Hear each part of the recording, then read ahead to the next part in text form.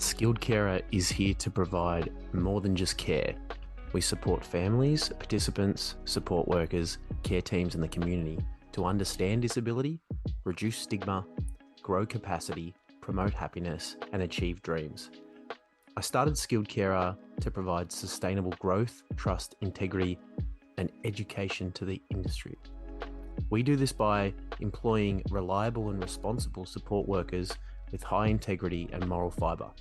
We educate and support them within the industry, and we liaise with families to find sustainable solutions to their lives and facilitate their needs. Our goal is to enable each person we support to live the life they choose. We facilitate our clients' goals, which may be to rejoin the workforce, get and hold a job or career, master everyday tasks, gain ownership and independence, or access community services, as well as anything else they need and are searching for. We provide education through the zones of regulation to help the individual learn and understand their emotions, recognise others, and implement strategies to help them regulate their emotions and reduce behaviours.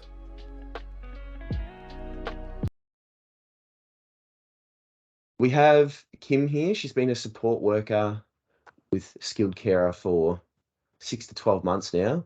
She's worked in mental health for quite some time.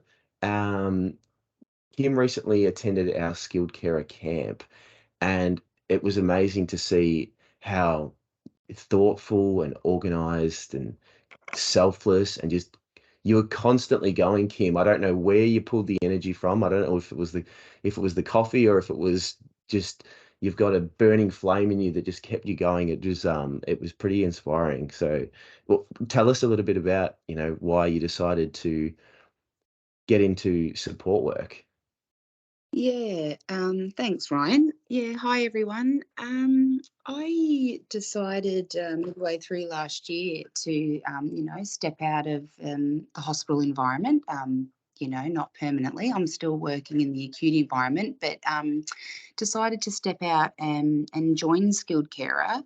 I feel like community support is super important for people and their recovery. And I just wanted to be a part of that space and be able to give people more time in the community. And, with my past experiences, especially in mental health, I wanted to be able to help people achieve their goals. And yeah. So, can you tell us a little bit about your experience within the system or mental health? You touched on that, but a little bit more specifically, like what type of people you work with yeah. Yeah. So I worked for 2.5 to 3 years in an acute psychiatric facility.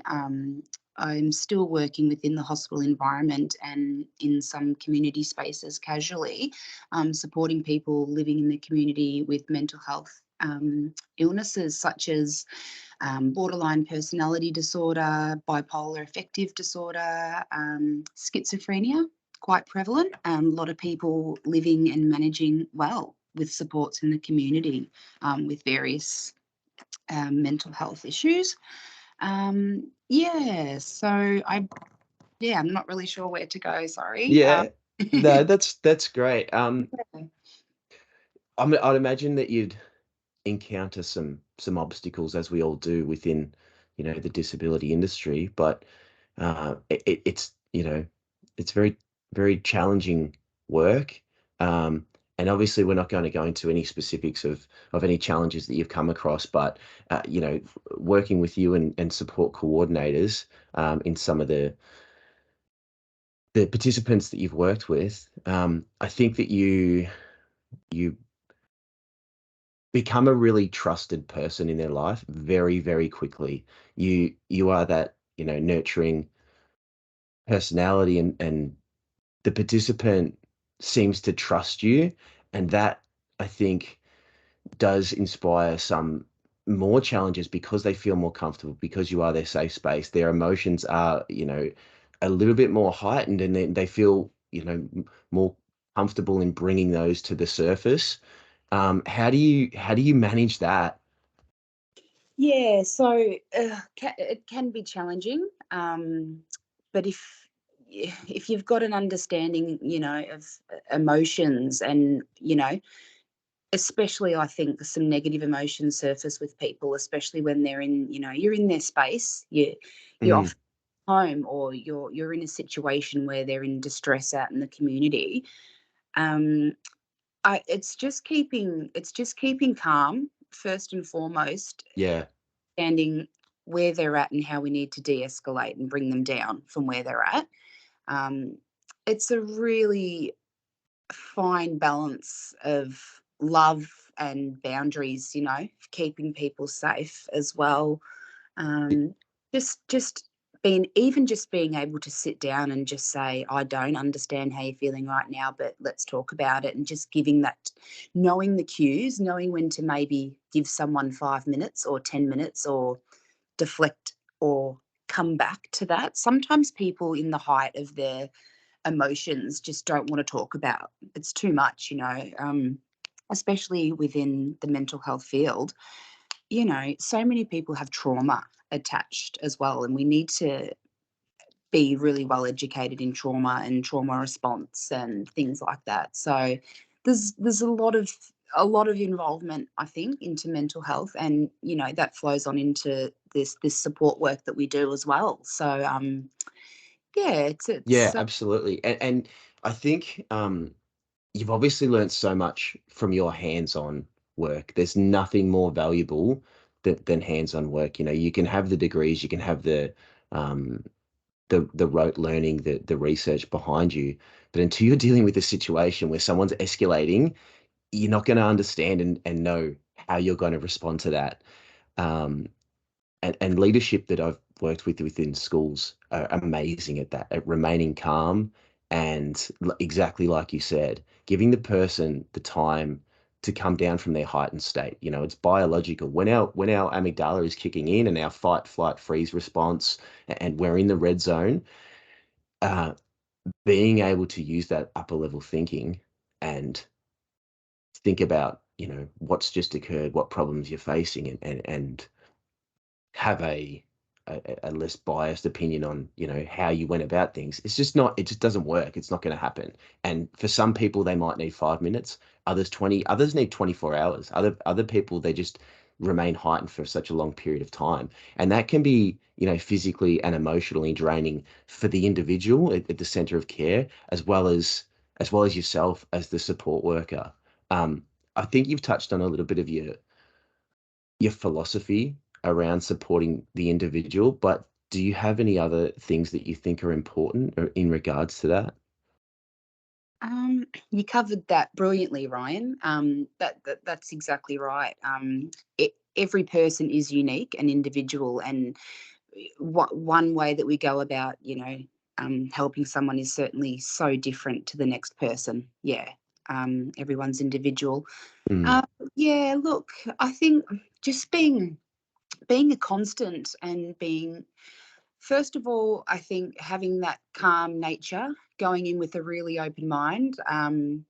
Like you said, everyone is individual and has different needs, and has potentially had some past experiences which may have been negative. It's just showing up and being a constant. Change can be really hard for people as well. So it's when you say what you're going to say and you do what you do, being a constant in someone's life, asking them, giving them that time to, well, I guess what I'm trying to say is, like, supporting people in the community is also about, what do they want and how can we best support them. It's not about us, it's about a bigger goal here, and how are we going to help support somebody to achieve things. Uh, Maybe our list is huge and we've got some big dreams, but for some people, getting out of bed in the morning can be a really huge tick off their list, and cooking breakfast, some mm, we take for granted, can be really huge, meaningful things to people. And it's celebrating that, and celebrating the wins for people that sometimes some people might perceive that as a very small thing. It can be huge. Yeah. Yeah, I think that's a reason why I've talked about before why I love support work and and education is that it does give you that perspective. It it gives you a perspective on life that makes you appreciate, you know, what you have and the role that you can play in other people's lives.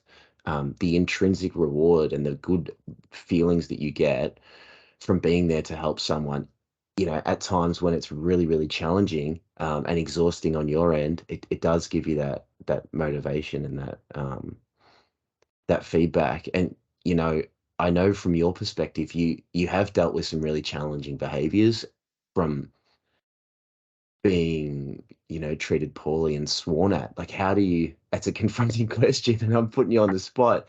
But how do you deal with that when someone is, you know, speaking to you like that, where it does give you're in a position of fight or flight yourself there. You're dealing with someone who's in that moment, but they're now putting you into that moment and they're, treating you that way. What do you do?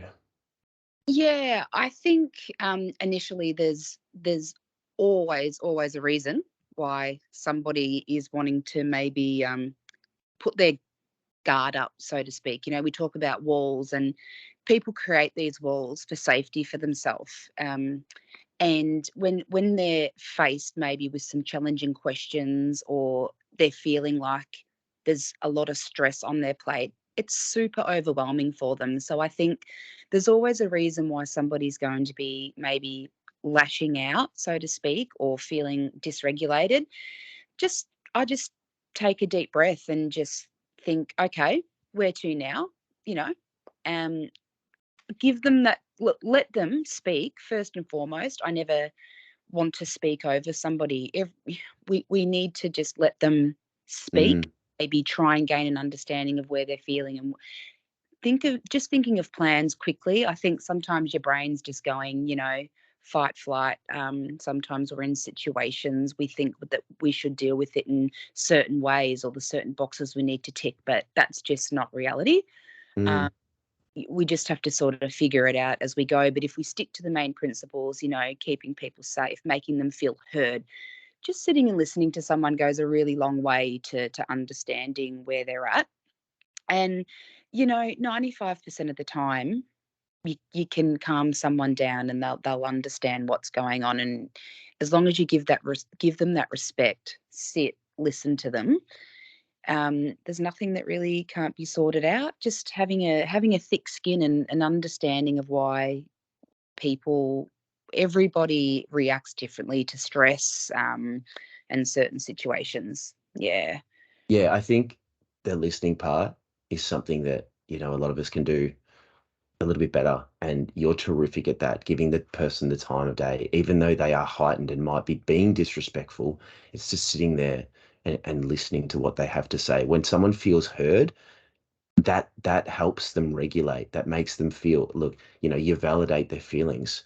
I can see you're looking, it looks like you're feeling frustrated. Is that right? And just asking a simple question like that, if you are struggling to get things out of them, but being there and in their space. And now quite often they're not everyone has the same vocabulary and understanding of emotions as others. And so it comes out in other ways. It comes out as those swear words. It comes out as actions, as physical aggression, because that they don't have an understanding to go, oh look, I'm feeling really anxious, but I still really, I still love you and the support that you're giving, and I'm struggling with those two feelings, and now it's producing and presenting as anger. And separating those feelings and doing it in a kind way is really, really difficult. Um, Yeah. yeah. Yeah. It can be, yeah. But at the same time, they're going through some really difficult stuff. Yeah. But like you said, super important. People understand our cues, not crossing our arms, sitting, you know, Yep. in that safe space, getting down on the ground, getting Yep. down to their level, not standing over people, just putting someone in a position where they feel safe and they know they're being heard. It's everything. Yeah. That's such a good point with the body language. And you, next time that you're in a disagreement with someone, um, the listener, not you, Kim, Yes. that a useful tip is to notice your body language. If you are being more reserved, what do you do when you are in conflict with someone? I know it myself that when I'm in a disagreement and a conflict, within a relationship or with a friend or a family member, I distance myself. I stand up and I'm moving around or I'm fidgeting. My body turns away from them. I won't look them in the eye. I notice that because I've had to do work on that for myself and figure out what is it that, that I'm presenting to someone else in a time when I'm heightened. We all get heightened. It's completely normal to feel angry, to feel Yeah. frustration, to feel upset. And those emotions are useful in the context of our lives, and they help us to, you know, biologically to survive throughout history.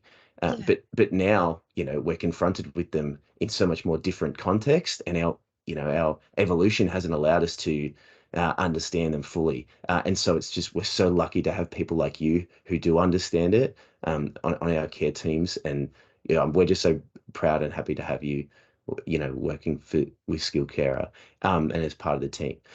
One final question that we'll touch on, because you've worked in the public system as well, what do you think the differences are that the NDIS has provided that allowing you to work with someone one-on-one versus, in an institutional or a hospital-based setting?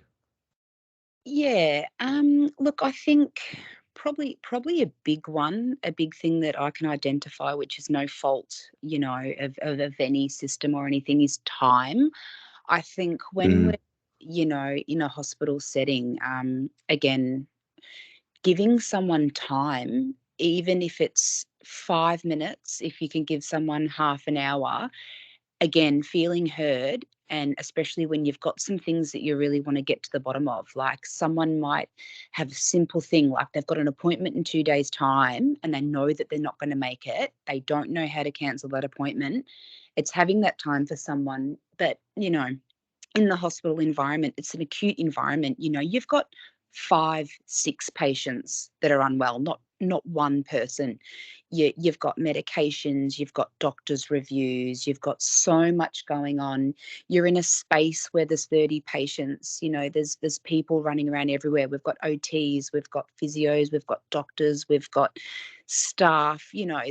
There's always a lot going on, and it can be quite an overstimulating environment. So I think with support work and the NDIS, it's being able to be, I guess, in that quiet, calming space with someone where they're not feeling overwhelmed, and being able to fully give yourself and that time. I think that's something that I really struggled with at times, when you know that you need to sit down and give someone your time, but the time constraints on top. There's always documentation to do in nursing, and mm, a lot of risks. There's a lot of paperwork. There's incident reports. There's just so much going on, and you're always quite pressed for time. And I just think it's that feeling for people when they feel like, if they feel like they're being ignored, that's quite challenging.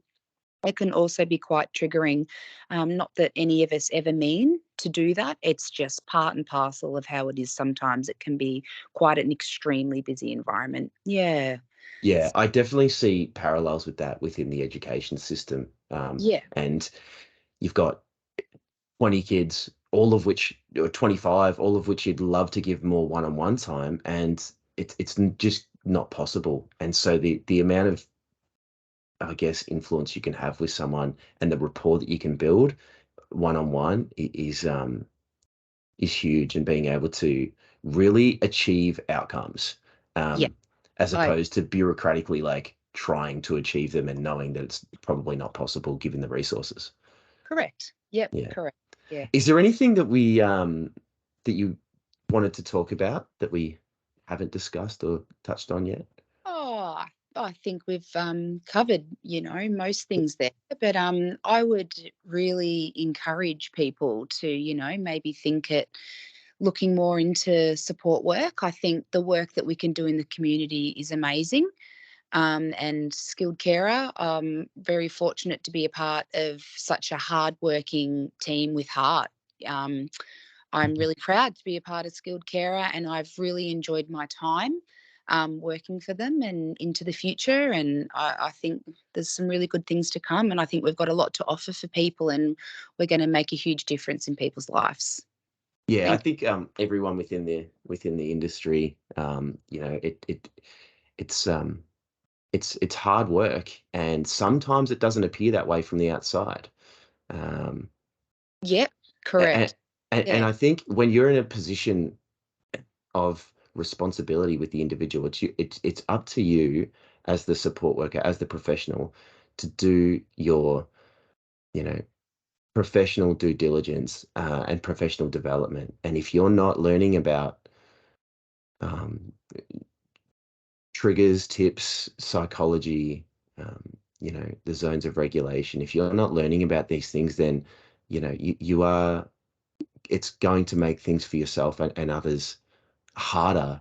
There's so much resources out there in the internet age that you can find and access them, and it truly is your responsibility to do that, in your own personal time, I believe, because when you do that, then you it makes your life so much more easier and enjoyable when you can feel that amazing sense of reward when you see the knowledge that you've obtained, go and apply it to a context and a setting, and then get a positive outcome from that. Like, it just compounds and makes you want to do it more and more and more. And that's something that I'm passionate about, being a responsibility of ours. And I think just because you've really brought to light, you do know what you're talking about in context of how to handle challenging situations that are much more likely to occur in the disability industry than in, say, when you're working at the checkout as a retail position. Yeah, no, absolutely. I agree what you're saying. It's an honour. It's an honour, to do this work and be there for people and do good things for good outcomes. Yeah. Yeah, thank you so much for letting us into your life and helping others learn a little bit about you, because it takes guts and it's not easy. And I know people of the community really do appreciate what you've said and what you do. So thank you so much, Kim. Thank you, Ryan. Thanks. Thanks, everyone. Thanks again for taking the time to listen. Stay tuned for further episodes released weekly. If you want to get in touch with me or a support worker from Skilled Carer, please contact us at skilledcarer@gmail.com. Check the website, www.skilledcarer.com, or leave a voice note here. We are always keen on chatting with people about opportunities and learning how we can support you and your family to make your life easier.